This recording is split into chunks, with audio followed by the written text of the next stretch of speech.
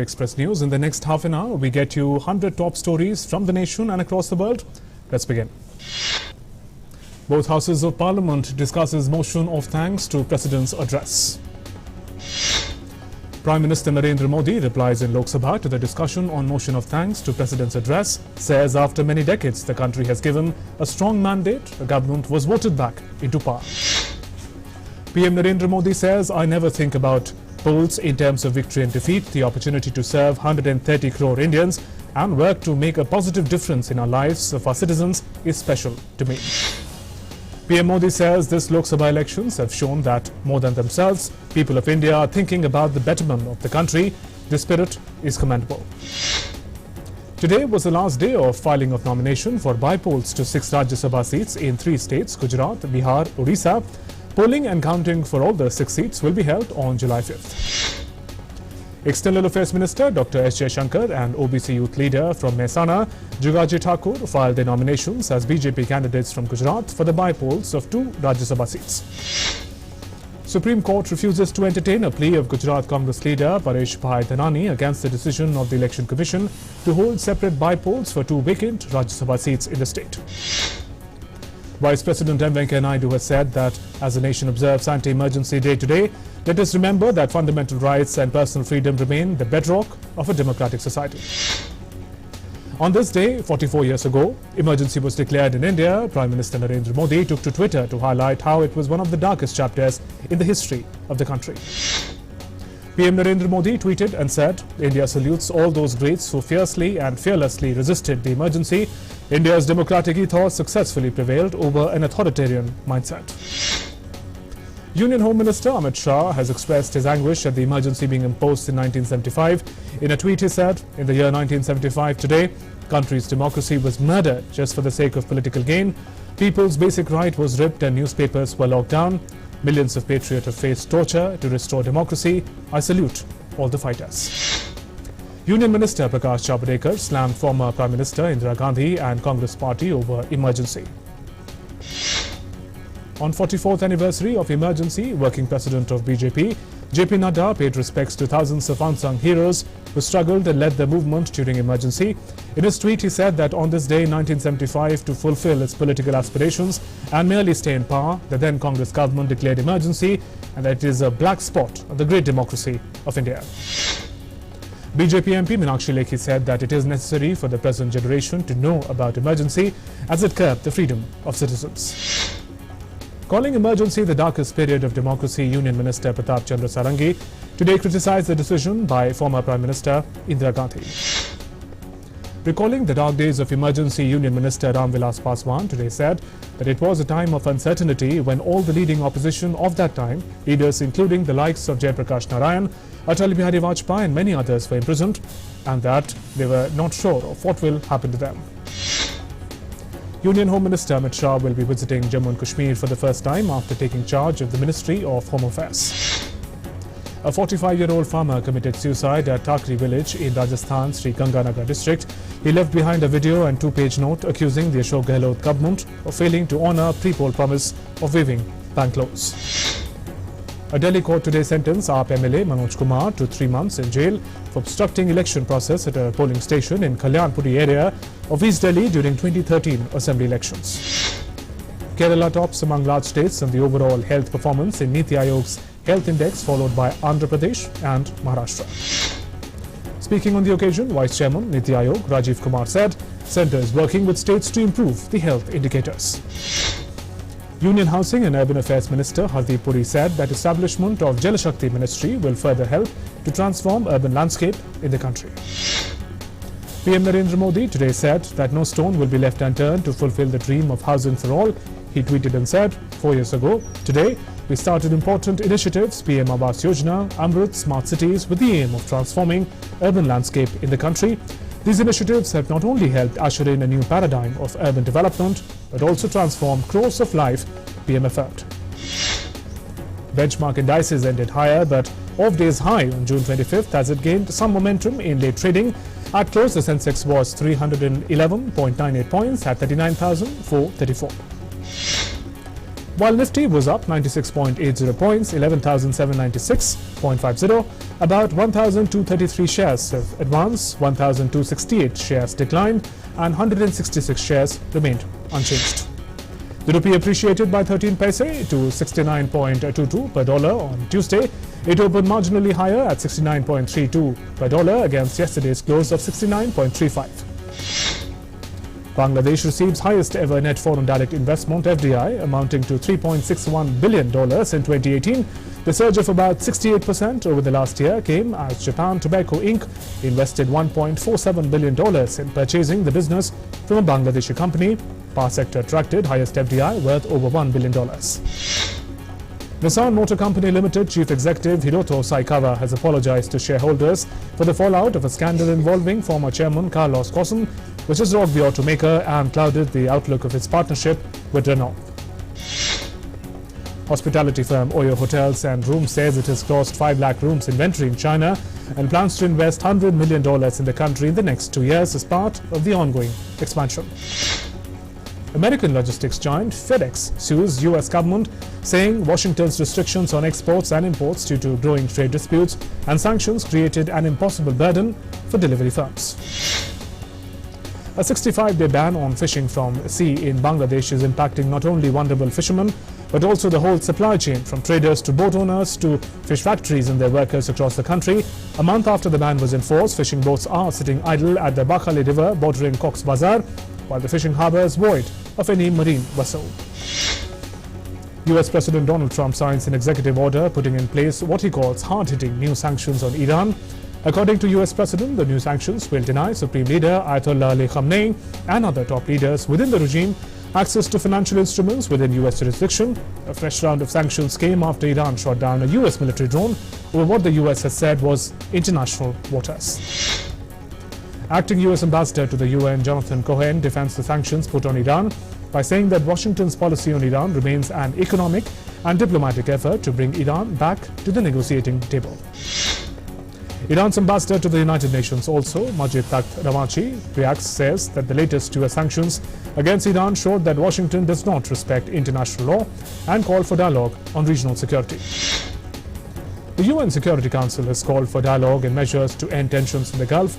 The Council has condemned recent attacks on oil tankers, calling them a serious threat to maritime navigation and energy supply and to international peace and security, and has agreed on a statement that did not single out Iran but urged maximum restraint by concerned parties and countries in the region. China intervenes between US and Iran, urges them to remain calm, restrained as tensions between the two countries escalate following new sanctions on Iran. Chinese Foreign Minister spokesperson Zheng Shuang has said that blindly applying maximum pressure will not help solve the problem. Seeking to regain momentum in his bid to become the next Prime Minister of Britain, Boris Johnson says he was seriously prepared to take the country out of European Union in October, even if a deal bloc had not been reached. The former London mayor is still the frontrunner in the race to succeed Theresa May. China and Africa hold dialogue as part of implementation of the follow-up actions of Beijing Summit, a forum on China-Africa cooperation. The meeting gathered over 80 African ministerial-level officials, which focused on implementing outcomes of FOCAC Beijing Summit held last September. China has denied engaging in debt trap diplomacy with Africa. Speaking at China-Africa Summit, Chinese Foreign Minister has said that Chinese development projects in Africa must be sustainable, as he denounced outside forces who seek to vilify cooperation by accusing China of creating debt traps. Chinese President Xi Jinping holds talks with Ugandan President Yoweri Museveni at the Great Hall of People in Beijing. The Ugandan president arrived in China on Monday for what is scheduled to be a 4-day visit. Chinese President Xi Jinping holds talks with Ugandan President Yoweri Museveni at the Great Hall of People in Beijing. The Ugandan president arrived in China on Monday for what is scheduled to be a 4-day visit. Ahead of the G20 summit in Japan this week, top Chinese and US trade negotiators have held telephonic talks ahead of a crunch meeting between President Xi Jinping and Donald Trump at the summit.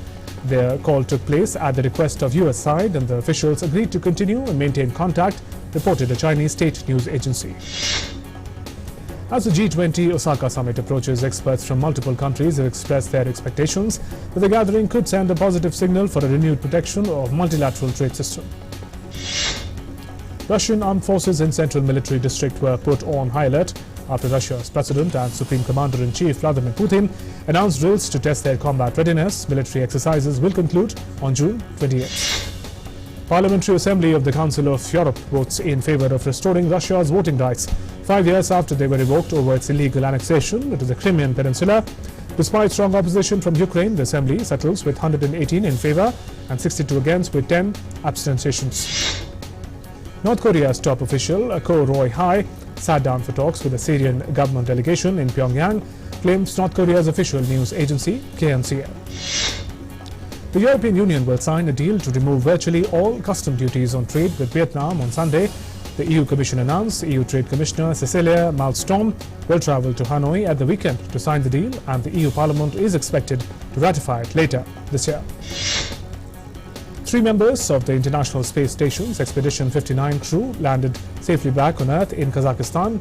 NASA flight engineer Anne McLean, Commander Oleg Kononenko of the Russian Space Agency, and David Saint-Jacques of the Canadian Space Agency were pulled from the capsule shortly after touchdown. According to NASA, the crew spent 204 days on the station, orbiting the Earth 3,264 times. SpaceX launches its Falcon Heavy rocket from Kennedy Space Center in Florida, carrying 24 experimental satellites. The mission, dubbed Space Test Program 2, is the third one from the Falcon Heavy rocket, described as the most powerful launch system in the world. China sends a new Beidou navigation satellite into space from Xinjiang Satellite Launch Center in Sichuan Province. Launched on Long March 3B carrier rocket, the 46th of the Beidou navigation satellite system has been sent to the inclined geosynchronous Earth orbit. It is also the 21st satellite of the BDS-3 system. Ethiopia today held a memorial for the Army Chief of Staff slain over the weekend, along with 4 other senior officials, as part of what authorities describe as the foiled plot to seize control of Amhara region. Hundreds of soldiers and officers in uniform gathered for ceremony in large hall in central Addis Ababa. Unauthorized drone flying has prompted disruptions at Singapore's Changi Airport for the second time in a week. The country's civil aviation authority said 18 flights have been delayed and 7 flights diverted due to drones and bad weather. Last week, 1 runway was suspended at the Changi and dozens of flights delayed after drone sightings. Emergency services at the German army today continued to search the wreckage of 2 crashed Eurofighters after 1 pilot was killed and another rescued from a tree after a mid-air collision. The collision happened mid-air over an eastern state in Germany yesterday. 41 cars engulf in flame as a fire breaks out close to a parking lot next to the beach at Iloro in Sicily.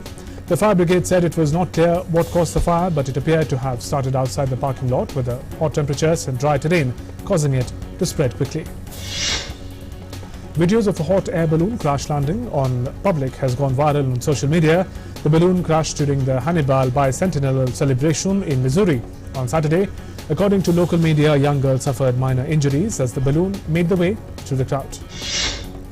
The fastest in the world to date, a 19-year-old student from Georgia, Rako Marashvili, has solved a Rubik Cube upside down in just 13.018 seconds.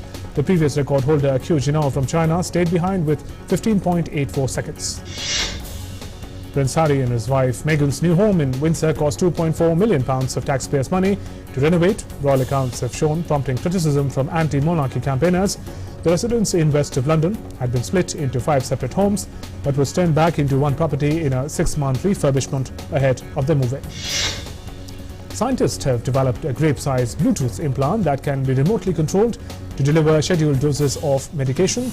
The research paves the way for people with chronic disease like arthritis, diabetes and heart disease one day forego the daily regime of pills. Latest study says papaya leaves and turmeric are considered to be one of the best and most effective natural remedies to fight dengue infection. Researchers have discovered viruses that infect bacteria living in kitchen sponges may prove useful in fighting superbugs that cannot be killed by antibiotics alone. Air pollution and living in apartment buildings may increase the risk of developing dangerous conditions such as heart disease, stroke and diabetes. Calcium in coronary arteries can predict future heart health. One way to determine a person's risk of heart disease, stroke or heart attack is by looking at their coronary artery calcium levels. Researchers suggest that prompting the body to turn white fat into brown fat could be a successful way to fight obesity, and studies have focused on specific pathways that could facilitate this fat-burning process. Researchers say that nilovarapine, a drug that doctors regularly use to treat hypertension, may help people with Alzheimer's disease by increasing blood flow to the brain. According to a study, having a poor oral health such as sore or bleeding gums or loose teeth can lead to liver cancer. According to a study, drinking only 1 pint of beer or large glass of wine is enough to significantly compromise a person's sense. It is widely believed that a mother's lifestyle impacts the health of the offspring. The latest study suggests that fathers' lifestyle could also be passed on to their kids by an epigenetic mechanism. Research shows that gardening can help in potentially reducing stress by distracting the negative thoughts and eventually calm the nerve system. Gardening acts as a recreational activity that sets the mind free. Even doctors are of the opinion that gardening can help elevate the situation for people suffering with depression. A study says swimming in the ocean alters the skin microbiome and may increase the likelihood of infection. The researchers detected ocean bacteria on all participants after air drying and at least 6 24-hour post-swimming. NASA is sending an atomic clock into space. It's up to 50 times more accurate than the atomic clocks aboard GPS satellites, its precision only changing by 1 second every 10 million years, reportedly. In sports, in today's fixture, England are taking on arch-rivals Australia. Batting first, Australia has given a target of 286 runs for England chase and strengthened their chances of making it to the semis. Star all-rounder Shakib Al Hasan believes Bangladesh have the wherewithal to create an upset against India when they will need to produce their absolute best to outwit the title favourites. Shakib Al Hasan became the second player to score a 50 and take 5 wickets haul in the same World Cup match. Shakib emulated Yuvraj Singh, who took 5 for 31 and scored an unbeaten 50 against Ireland in 2011 World Cup. Bangladesh's spin bowling coach Sunil Joshi was in awe of all-rounder Shakib Al Hasan's phenomenal run in the World Cup. He described him as a legend of the game. Shakib scored 51 of 69 balls and then took 5 for 29 to hand Afghanistan a 62-run defeat. Afghanistan captain Gulbuddin Naib slammed his side's sloppy fielding in their 62-run World Cup defeat against Bangladesh. Naib's men were guilty of a series of erosions and errors, dropping catches and committing careless misfeats. Pakistan's Shadab Khan is glad that leg spinners are making their presence felt at the World Cup. He starred in the Pakistan's win over South Africa when he took 3 for 50. Imran Tahir, and also leg spinner, took 2 for 41, a performance which Shadab said underlined the impact of leg spinners in this tournament. West Indies have received a massive setback as Andre Russell has been ruled out of the rest of the World Cup because of injury. Sunil Ambrose will be his replacement. It was on this day, 25th of June in 1983, that India lifted the Cricket World Cup for the first time under leadership of Kapil Dev. Remembering the historic day, cricket fraternity came forward to laud the class of '83, which changed the face of Indian cricket forever. The 2026 Winter Olympics will be staged at the Italian venue of Milan Cortina d'Ampezzo. The games will be run from February 6 to 22 in 2026. Italy had previously hosted the Winter Olympics twice in 1956 and 2006. Milan erupted in celebrations as the city beat Stockholm for the right to host the 2026 Winter Olympic Games in 7 years' time after a vote by the International Olympic Committee. Members Milan and Cortina d'Ampezzo were awarded the 2026 Winter Olympic Games. The I-League clubs have said that they will approach appropriate courts for relief as the ISL is made the country's top league. All India Football Federation called it premature and unfair. Megan Ruffin scored 2 penalties as defending champions. The United States beat Spain to set up a mouth-watering quarter-final against host France. In another match, Sweden edged out Canada 1-0 in to set up an enticing tie against Germany. Uruguay demonstrated a winning attitude and the mentality in their 1-0 Copa America success over Chile on Monday and gave them top spot in the Group C. Match winner Edinson Cavani was impressed with his side's performance. Chile manager Reinaldo Rueda has rejected claims that his knowledge of Colombian football could favor his team in their Copa America quarterfinal against Colombia. The 62-year-old Colombian was head coach of his country's national side from 2004 to 2006. Japan coach Hajime Moriyasu said that his team would learn from their Copa America heartbreak after missing out on a place in quarterfinals following 1-1 draw with Ecuador. The victory was required for Japan to finish among the best to third placed teams to qualify for the last 8. The German Bundesliga is heading for a new record ahead of the 2019-20 season. With pre-season training only a few weeks away, a surprisingly high number of clubs are counting on new faces in charge. 8 of 18 clubs' coaches are making their Bundesliga debut. In Wimbledon, Ramkumar Ramanathan eases into the second round of qualifying with 6-3, 6-2 win over Lukas Lacko. He will now meet world number 111, Kamil Majurak, in the next challenge. India's junior women pugilists clinched 7 medals, including 5 gold, while the team was adjudged the best of the tournament in the Black Forest Cup in Villingen, Germany. Sports Minister Kiran Rijiju told Rajya Sabha that under Target Olympic Podium scheme, the government is supporting sportspersons to obtain maximum participation in Tokyo Olympics 2020.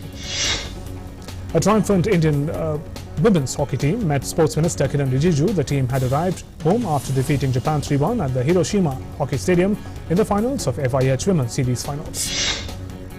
Actors Tom Holland, Jacob Batalon and Zendaya take part in ceremony to light up top of Empire State Building to promote their new film Spider-Man Far From Home in New York. Supermodel Naomi Campbell in an interview says racial diversity in fashion should not just be a trend, but it is the need of the hour in order to overcome racial discrimination and have a fluid fashion industry. Netflix released its first Arabic original, Jinn, and the 5-episode series is a teen drama mixed with some supernatural elements. The drama focuses on the life of high school teenager as they get engulfed in the world of jinns and try to understand the mystical supernatural past. Animals seek love and animal lovers are everywhere. A Romanian woman living in Jordan opens shelter for hundreds of dogs rescued from the streets of the southern city of Aqaba. Locals in Goa flock to the swimming pools and small ponds to celebrate the traditional Catholic festival Sajao across the coastal state. India, a country of festivals, as in Jammu and Kashmir, Sindhu Darshan Festival at Sindhu Ghat is being organized by Sindhu Darshan Yatra Samiti and Ladakh Fande Sokpa, with the offering prayers to the Indus River. In Karnataka, a group of youngsters including doctors, engineers, students, government employees and others are planting saplings across the district. They've started a mission named 10K Warriors to make district greener and are inviting volunteers to participate. Petrol pumps in Aligarh have stopped giving fuel to two-wheeler riders who come without a helmet. The direction for the same had been given by District Magistrate Chandrabhushan Singh. In Maharashtra, the annual Pandharpur Yatra to Vinoda Temple in Pandharpur began from Sant Tukaram Maharaj Gatha Temple of Dehu today, marked by people dancing and drowned in vibrant colors of spirituality. And in Karnataka, children, youth and women participate in Kesat Onjidina, a day of slushy water organized by Sri Jana Shakti Subramanya Swami Temple at Bakimar Paddy Field in Mangaluru, which witnessed running, folk dance and other activities. And with that, we conclude this edition of Express News. Namaskar.